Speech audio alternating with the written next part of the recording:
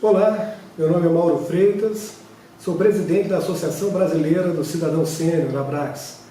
Hoje, trazendo mais um assunto de muita importância para todos, nós vamos falar do livro recém-lançado da doutora Aline Albuquerque sobre a capacidade jurídica dos direitos humanos.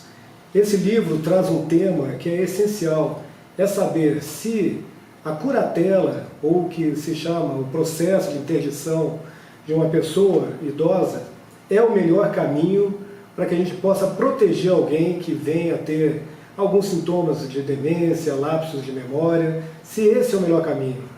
Então, doutora Aline, capacidade jurídica e direitos humanos é um tema que estamos desenvolvendo aqui no Brasil. O pessoal já entendeu a relevância disso, a importância de questionar se uma interdição de alguém, ou mesmo a curatela, né, de alguém, é uma proteção. É assim que hoje nós estamos vendo no Brasil, é assim que hoje se enxerga em outros países.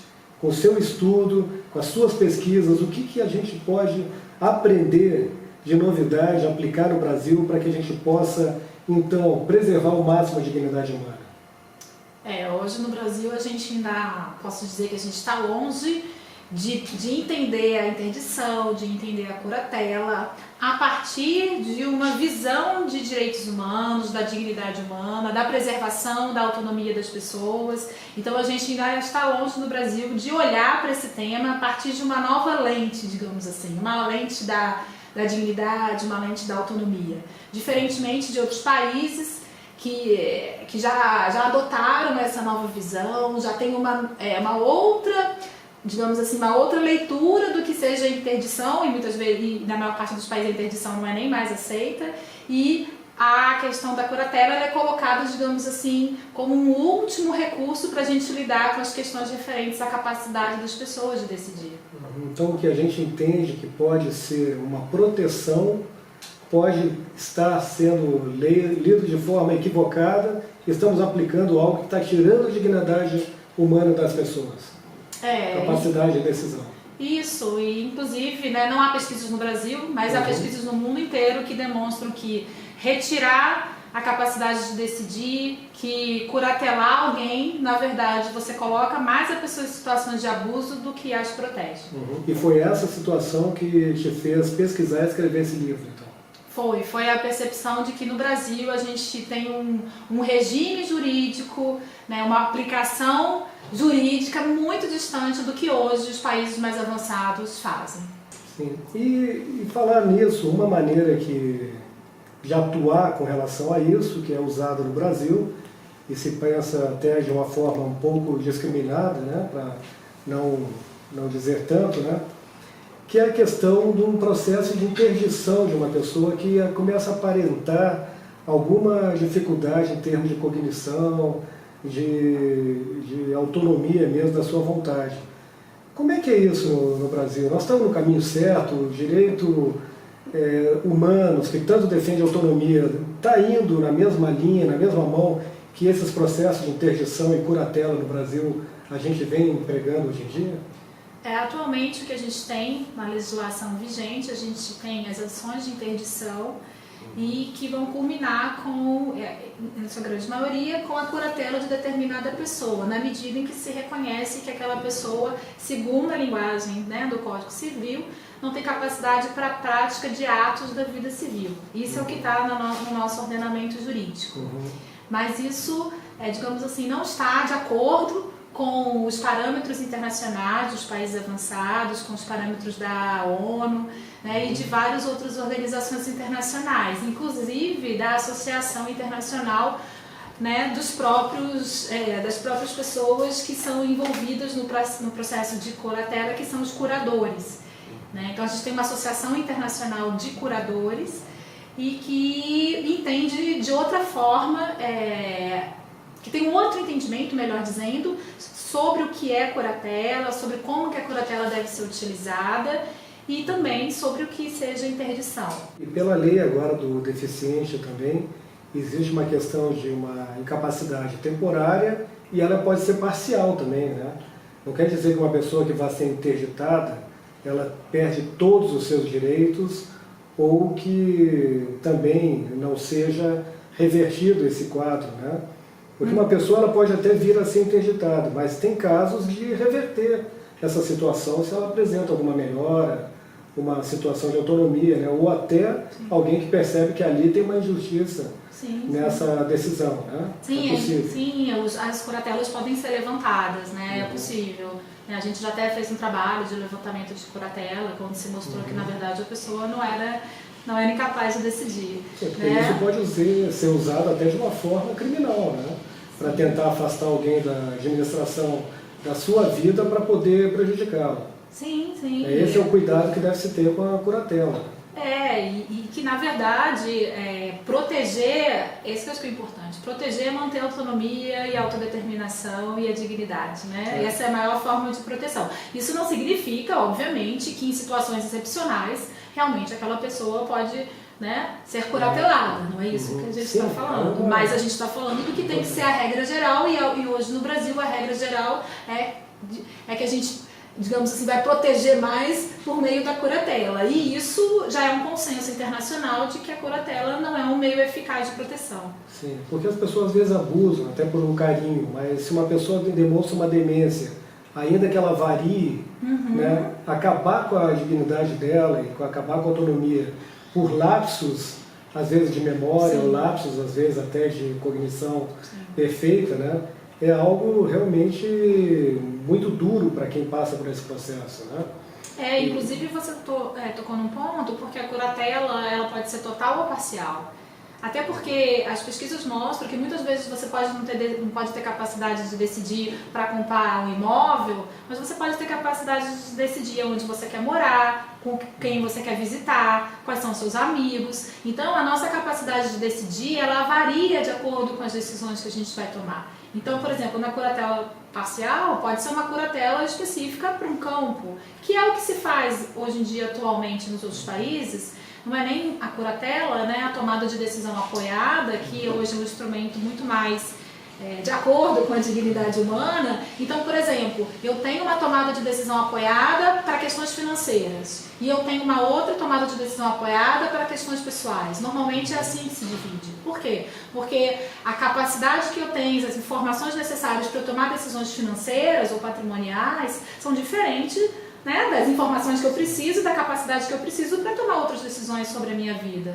Isso pode ser uma solução que evite as pessoas a buscar o caminho da interdição. Ou seja, a tomada de decisão apoiada hoje, né, já estabelecida no Brasil, poderia ser o melhor caminho em muitas situações, né? Pode dizer como é que é essa decisão apoiada, como é que ela se forma? Então, assim, a gente tem primeiro, no geral, a gente tem uma que a gente chama de abordagem da tomada de decisão apoiada, e existem vários instrumentos jurídicos e não jurídicos para essa abordagem. Então, existem vários instrumentos não jurídicos, serviços de assistência social, que ajudam as pessoas com certa, digamos assim, não é deficiência, não é a boa palavra, com certa fragilidade na capacidade de decidir. Então, são serviços não jurídicos, principalmente de assistência social.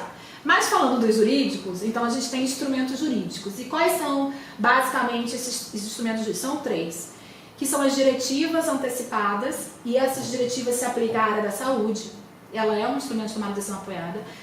E um que eu acho que é bem interessante, que a gente poderia ter no Brasil e a gente não tem, que é, digamos assim, a designação de um representante ou de uma pessoa, para que em caso de incapacidade decida por mim.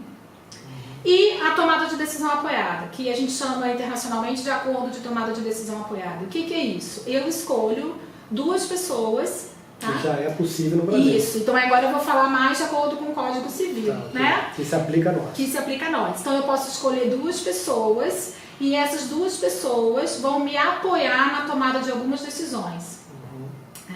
E aí eu vou formular, é como se fosse, digamos assim, um instrumento jurídico, né, que não existe um modelo ainda oficial de tomada de decisão apoiada, na qual eu vou designar essas 2 pessoas e eu vou dizer quais são as esferas da minha vida que eu quero que aquela pessoa me apoie. E eu vou dizer. E aí, né, o que acontece? Aí esse instrumento ele é apresentado para o juiz fazer uma homologação desse instrumento, para que ele possa ter uma validade jurídica. Isso no Brasil, né? Em vários outros países não precisa, eu só vou no cartório, mas no Brasil precisa passar pelo Ministério Público, pelo juiz, enfim, aí tem todo um trâmite que na minha visão é equivocado, mas está na lei e tem que ser assim feito. E aí, a partir desse momento que eu vou ter essas pessoas para me apoiar na tomada de decisão, é uma forma interessante de evitar a ação de interdição, porque e aí os efeitos jurídicos daquelas decisões, eles só vão ser produzidos quando aquela pessoa que eu escolhi toma a decisão em conjunto comigo.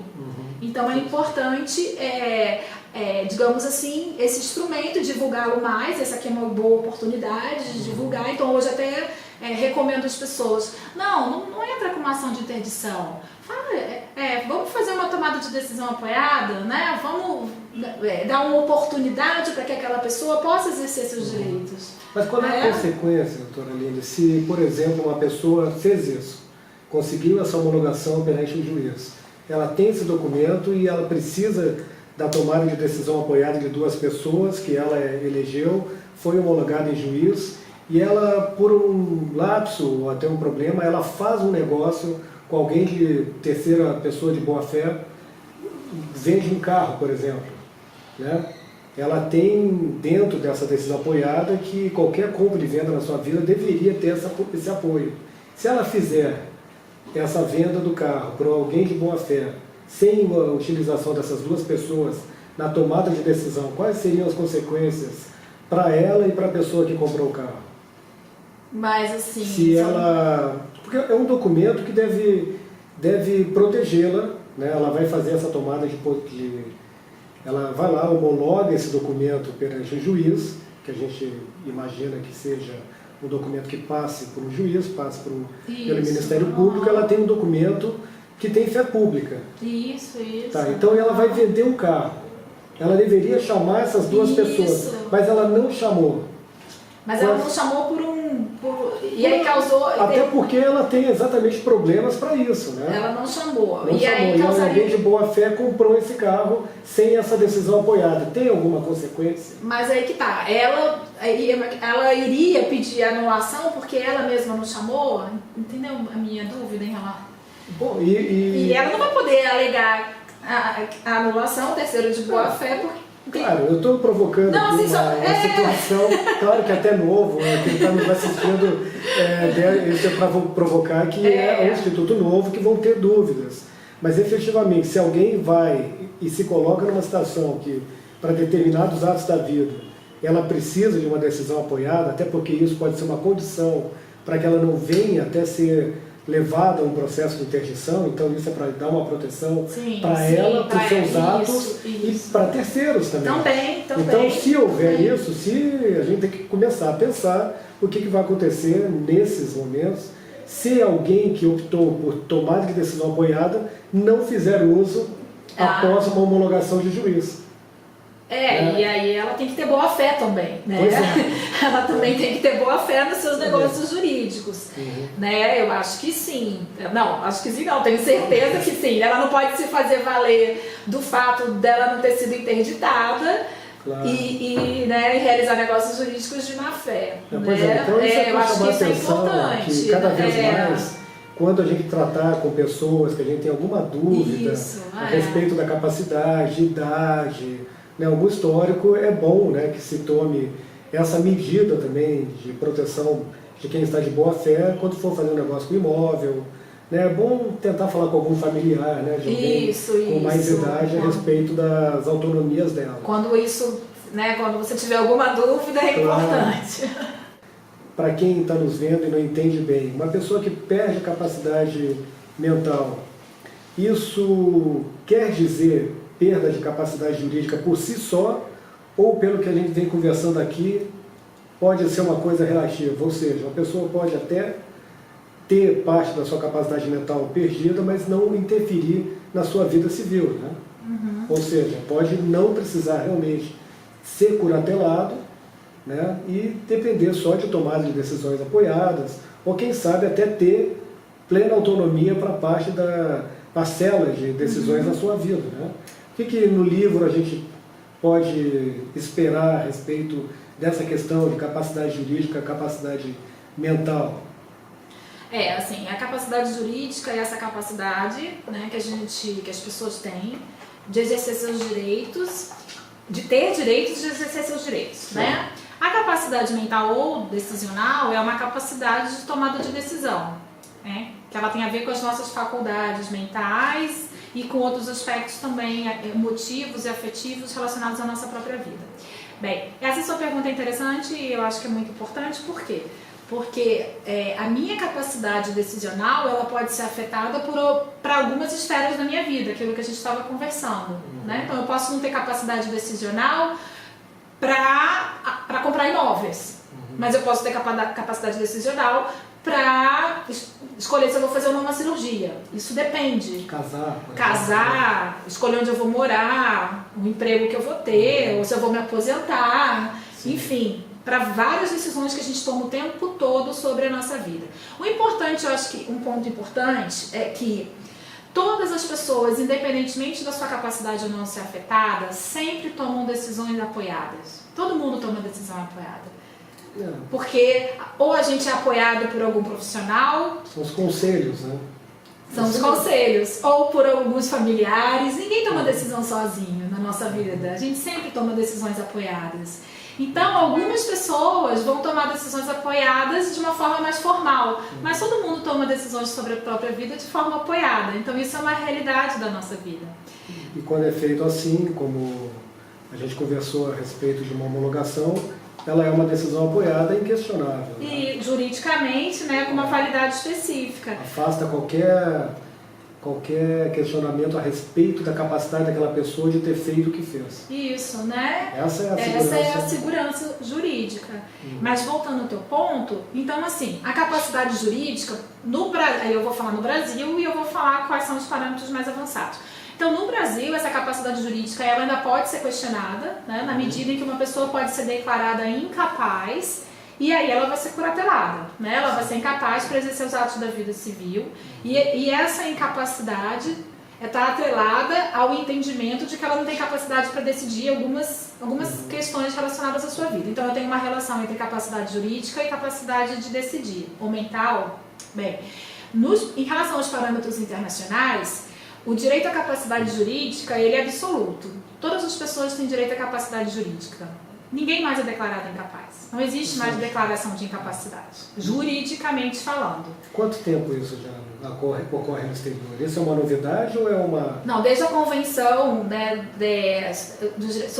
Convenção da ONU sobre o Direito das Pessoas com Deficiência, né? Então a gente já tem uma construção, em 2007 a gente já tem essa construção juridicamente e em alguns países a gente já tem essa inexistência de declaração de incapacidade. Ok, você vai falar, as pessoas não são mais declaradas incapazes juridicamente, mas mesmo assim algumas pessoas vão ter certas fragilidades na sua capacidade de decidir, porque isso é uma questão factual, não é um fato. E o que eu vou fazer? Eu vou declarar a incapacidade? Não, eu vou o quê? Apoiá-las na tomada de decisão. Então eu tenho a tomada de decisão apoiada, que não pressupõe a declaração de incapacidade. Então eu não mais declaro as pessoas incapazes, eu vou apoiá-las na tomada de decisão. Em casos extremos, como uma pessoa em coma, por exemplo, eu tenho um problema maior na tomada de decisão apoiada, né? Obviamente. Então, em casos extremos, aí a gente tem uma divergência. Alguns vão dizer, não, a curatela vale para isso. E alguns outros vão dizer, não, a curatela tinha que ser abolida para qualquer caso, mesmo em casos extremos.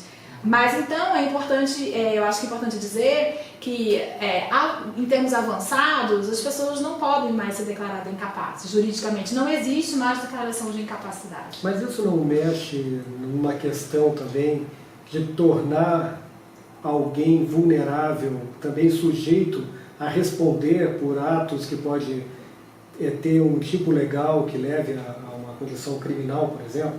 Mas é porque a declaração de incapacidade, ela não está atrelada à imputabilidade penal, né? Então, assim... Isso é bom explicar, né? São esferas diferentes, né? Uma pessoa pode ser inimputável penalmente e ter capacidade e vice-versa, né? Porque é importante explicar, porque são duas esferas diferentes do direito, né? E eu não estou falando, né? Não entro em nenhuma discussão sobre a questão penal. Mas né? É que muita gente, por exemplo, pode ter um idoso em casa, que ele tenha lapsos de memória, ele pode sair e tomar uma atitude violenta contra alguém, pode quebrar alguma coisa, causar um dano material, ou até penal, que uma pessoa não está bem na sua condição, sai com uma arma na mão, uma faca.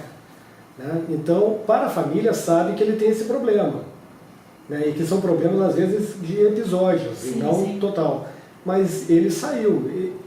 O que se pergunta é, essa pessoa não deveria ter passado por um processo de curatela para isentá-la de responsabilidade, ou só por si só a doença já é algo que vai afastar isso, por isso não justificaria a curatela, por exemplo? É porque a avaliação que ele vai passar no processo penal, né, para verificar, digamos, se ele é inimputável ou não tem, é uma outra avaliação, que não é a avaliação da capacidade decisional para curatela, embora eu acho que às vezes as pessoas podem confundir, né?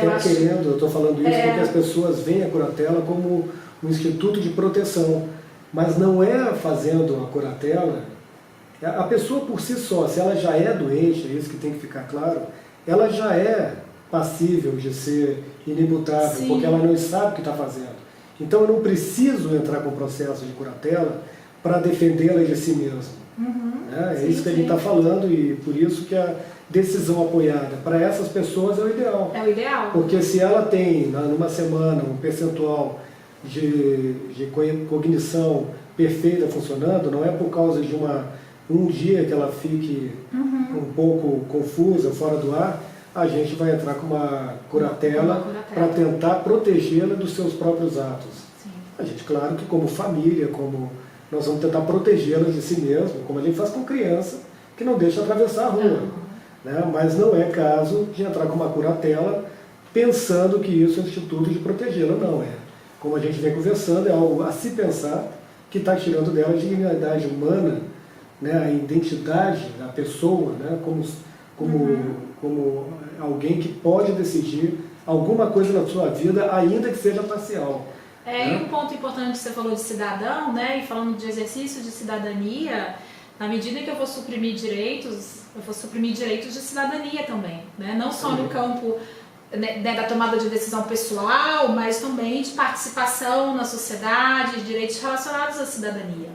Né? Então eu acho que é importante também frisar que a curatela, ela vai impedir direitos relacionados à vida da própria pessoa, mas também direitos relacionados a ela participar como cidadã de uma sociedade. Então, o direito ao voto, por exemplo, a pessoa pode ter alguma dificuldade, mas acompanhar a política até fazer valer, né, o seu direito. E isso é bom, né? Isso, né, para a pessoa idosa, né, é muito bom ela estar ativa, participando da sociedade, não é? É muito importante. Então, aqui no capítulo 4 do teu livro, a gente fala da revisão do modelo brasileiro de capacidade jurídica à luz dos direitos humanos. Resumidamente, o que a gente pode ver hoje no modelo brasileiro com relação aos direitos humanos, que pode estar havendo alguma falta de sintonia do que está se praticando no mundo em termos de evolução nesse assunto de curatela e interdição que nós estamos falando aqui? Então, primeiro a gente precisa suprimir a interdição, né? É muito cruel usar a interdição. A interdição, eu gosto de falar isso, são restaurantes são interditados, estabelecimentos comerciais, mas pessoas não são interditadas, né? É um estigma que ela vai carregar, isso baixa a autoestima, isso afeta a vida da pessoa, isso é muito ruim, e principalmente pessoas que já vivem uma situação maior de vulnerabilidade. Então acho que é o primeiro ponto. Segundo ponto é ampliar a tomada de decisão apoiada, para que a tomada de decisão apoiada ela seja menos burocrática, ela seja mais fácil, para que as pessoas possam utilizá-las, né? E que todas as pessoas que tenham alguma fragilidade na sua capacidade de decidir possam recorrer à tomada de decisão apoiada. Então acho que esse é um outro ponto. E com isso, tornar a curatela um instituto excepcional, e que não é o que acontece. Hoje, né, ele foi banalizado, né, porque a curatela é uma violação de direitos humanos, sim, porque ela suprime direitos humanos. Entretanto, excepcionalmente, ela pode ser utilizada. E um outro ponto que eu acho que é essencial: o Brasil precisa adotar uma avaliação validada cientificamente de capacidade, porque hoje nós não temos um parâmetro nem legal, nem protocolos acerca da avaliação da capacidade de decidir ou mental. Hoje o que se tem são laudos com um mero CID, e as pessoas são interditadas dessa forma. Ou seja, o critério é convencer o juiz. Sim. Não tem um protocolo que eu deva seguir para cumprir determinadas etapas até se chegar a uma conclusão mais adequada científica. Sim, não existe isso. Dependendo do bom senso, da qualidade do médico, por exemplo.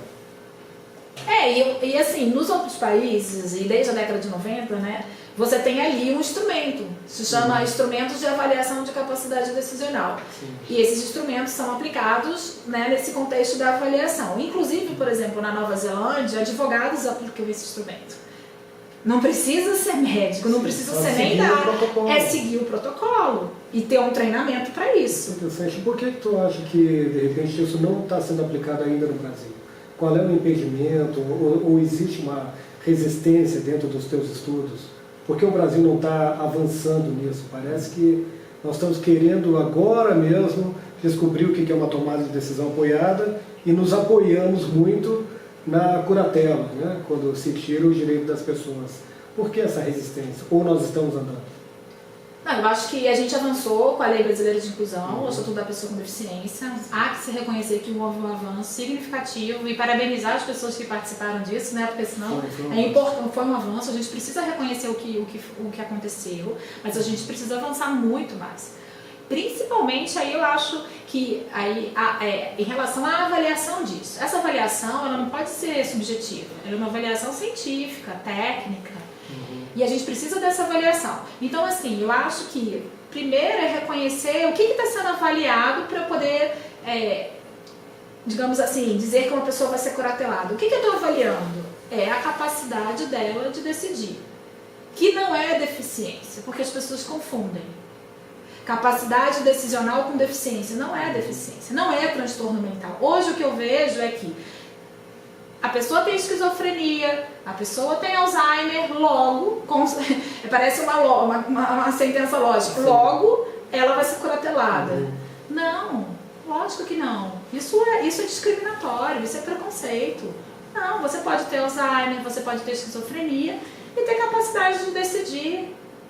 Então a gente precisa fazer essas desvinculações no Brasil.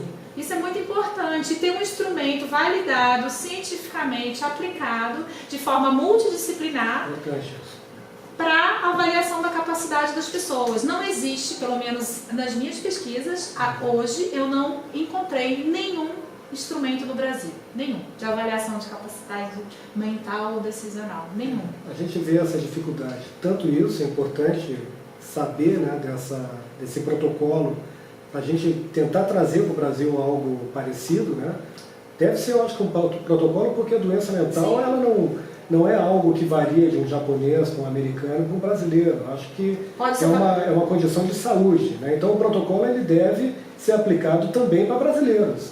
Sim, ele só precisa ser, porque a gente fala desses instrumentos, tem um processo de validação, né? Que é a validação da língua, né, cultural, mas eu concordo plenamente, esses instrumentos que já são aplicados desde a década de 90 podem ser trazidos para o Brasil nesse processo de validação e ser aplicados aqui, mas a sua pergunta é boa, por que isso nunca foi feito desde a década de 90? Por que será, né? É algo para se pesquisar, né? Por que será, né? Até porque se os remédios para demência, se os remédios para problemas mentais são usados igualmente em todo mundo, eu acho que também os seus sintomas e suas causas devem também ser tratadas da mesma forma, né?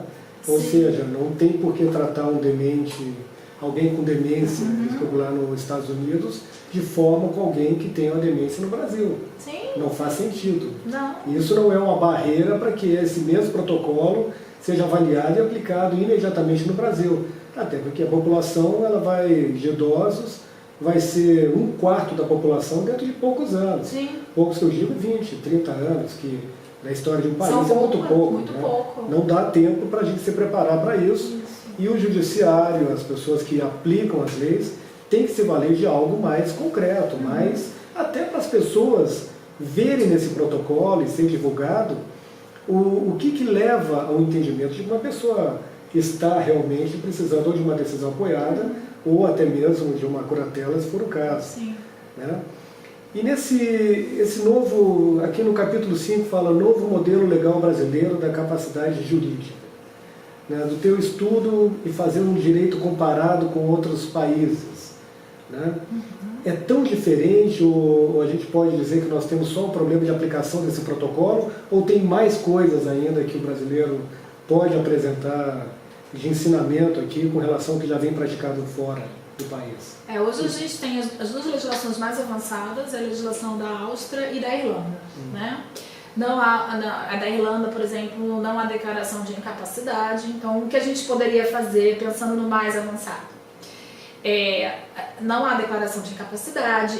O artigo 4º, por exemplo, do Código Civil, que prevê algumas condições específicas, como induzidoras de incapacidade, como o ébrio habitual, o pródigo. Isso é completamente inaceitável do ponto de vista de direitos humanos. Isso é discriminatório, é você discriminar uma população, estigmatizar. Isso não tem o mínimo cabimento, isso já não existe em muitas legislações há muitos anos.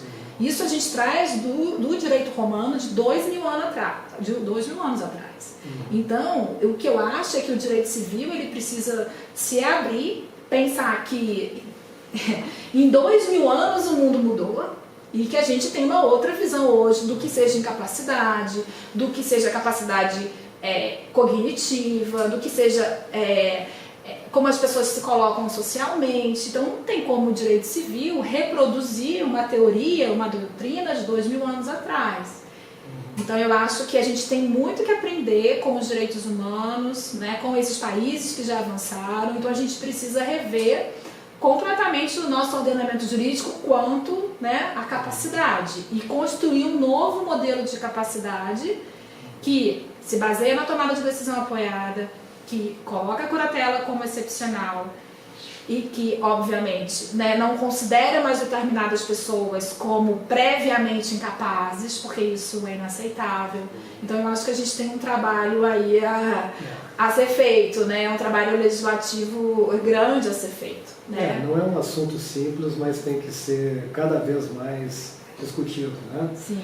Por isso que o livro aqui traz muitas questões que a gente precisa avaliar hoje em dia. Aqui dentro da Abrax, o que poderia dizer para as pessoas que têm dúvida a respeito dessa matéria, de uma avaliação do seu ente querido, de alguém que ele queira proteger, se instruir? Qual seria o melhor caminho? Tem como estudiosa do assunto, seria através do Ministério Público, do Disque 100, do médico? Qual é o caminho para abordar essa questão? Eu acho que, primeiro ponto, se a pessoa tem dúvidas sobre a capacidade, né, do seu ente querido, eu acho que é buscar um apoio multidisciplinar. O médico, o psicólogo, eventualmente um outro profissional de saúde, antes de tomar uma decisão jurídica. Porque muitas vezes a gente acha que aquela pessoa é incapaz e há um certo preconceito com pessoas idosas, de achar que por determinados perda de memórias momentâneas ou alguns outros lapsos, que essas pessoas não são mais capazes nem de decidir o que comer. Isso acontece. Então a gente precisa, eu acho, mudar o nosso olhar em relação às pessoas idosas e preservar ao máximo as suas escolhas, o que elas querem para a vida delas, porque isso é muito importante para manter a dignidade, o bem-estar físico e mental das pessoas idosas. E estudar também como alternativa a tomada de decisão apoiada, que hoje para nós é uma realidade, com as alterações que nós tivemos tanto no Código Civil como no Código de Processo Civil, que é um caminho mais, digamos, moderno, menos traumático para quem que vai fazer o processo em relação a alguém que que se entenda que deva ser curatelado e alguém que vai ser curador, até porque ser curador é outro capítulo também, não é algo simples, é algo que traz muita responsabilidade e as pessoas têm que se preparar para isso. A doutora Aline escreveu esse livro, Capacidade Jurídica e Direitos Humanos, é professora, pesquisadora, está trazendo um tema absolutamente importante. A gente não precisa nem concordar num primeiro momento, mas a gente precisa ter a curiosidade para lidar hoje com um assunto que é absolutamente importante. As pessoas estão envelhecendo no Brasil, nós precisamos saber incluir as pessoas e não excluí-las, e manter o máximo possível da dignidade humana, que é a essência da alegria de viver, de tomada de decisões que um ser humano pode ter. Então, dentro de várias ações que nós estamos tomando, aqui na Abrax, trazer essas informações para vocês. Vocês vão ver agora aqui embaixo os contatos da doutora Aline, quem quiser também mandar alguma dúvida ou até mesmo entrar em contato, outras universidades, outros institutos, porque é uma matéria que a gente reputa aqui de essencial importância. Doutora Aline, muito obrigado.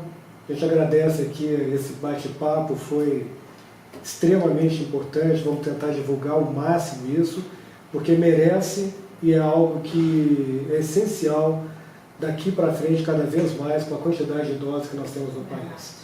Okay? Muito obrigado. Eu que agradeço. Eu que